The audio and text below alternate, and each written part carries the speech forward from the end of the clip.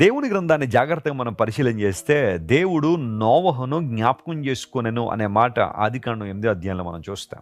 God remembered Noah అంటే దేవుడు మర్చిపోయాడు, అయ్యో ఇప్పుడు జ్ఞాపకం చేసుకుంటానని కాదు అక్కడ అర్థం. ఆయన తలంపుల్లో నోవహు ఉన్నాడు.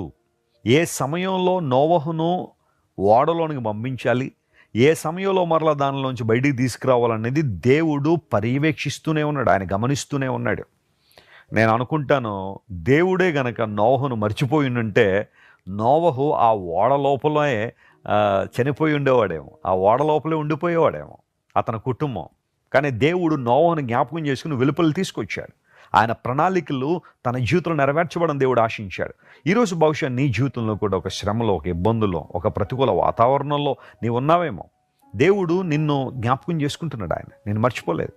తన రక్తం పెట్టి నిన్ను కొనుక్కున్న దేవుడు, నీకోసం ప్రాణం పెట్టిన దేవుడు, సిలువలో త్యాగం చేసిన దేవుడు, నీకు ప్రతిగా వెలను చెల్లించిన దేవుడు, క్రయధనాన్ని చెల్లించిన ఆ దేవుడు నిన్నెందుకు మర్చిపోతాడు? ఆయన నిన్నెందుకు వదిలిపెట్టేస్తాడు? ఈరోజు ఇదే వాగ్దానాన్ని క్లెయిమ్ చేసుకుని ప్రభువును స్తుతించు, ఆయన ఆరాధించు. ప్రభువా నన్ను క్షమించండి, కొన్నిసార్లు నాకు వస్తున్న ఆ బాధలను బట్టి, సఫరింగ్స్ని బట్టి, నేను ఎదుర్కొంటున్న హార్డ్షిప్స్ని బట్టి నేను ఇలా అనుకుంటున్నాను నువ్వు నన్ను మర్చిపోయావు అని. కానీ ఈరోజు నీ వాగ్దానం ద్వారా నన్ను ధైర్యపరిచావు. నీవు నన్ను మర్చిపోలేదు కనుక నీకు స్తోత్రాలయ్యా అని ప్రభువుని స్తుతించడం ప్రారంభించండి.